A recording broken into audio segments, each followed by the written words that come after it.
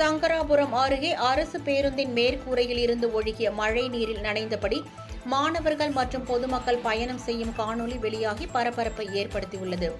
கள்ளக்குறிச்சி மாவட்டம் சங்கராபுரத்தை அடுத்த மல்லாபுரம் கிராமத்திலிருந்து தடம் எண் 14F என்ற பேருந்து நாள்தோறும் காலை 8:30 மணி அளவில் சங்கராபுரம் சென்று வருவது வழக்கம். இந்த நிலையில் இன்று காலை 8:30 மணிக்கு வழக்கம் போல் மல்லாபுரம் கிராமத்திலிருந்து அரசு பேருந்து புறப்பட்டு சங்கராபுரம் சென்று கொண்டிருந்தது. அப்போது திடீரென கனமழை பெய்ய தொடங்கியதால் பேருந்தில் பயணம் செய்த பள்ளி மாணவர்கள் மற்றும் பொதுமக்கள் மேற்கூரையில் இருந்து ஒழுகிய மழை நீரில் நனைந்தபடி பயணம் செய்தனர். பழைய அரசு பேருந்துகளின் மேற்கூரைகள் சரியாக பராமரிக்கப்படுவதில்லை என்றும், இதனால் மழை காலங்களில் பேருந்துகளில் பயணிப்பவர்கள் மழை நீரில் நனைய வேண்டிய அவலநிலை ஏற்படுவதாகவும் பொதுமக்கள் குற்றம் சாட்டுகின்றனர்.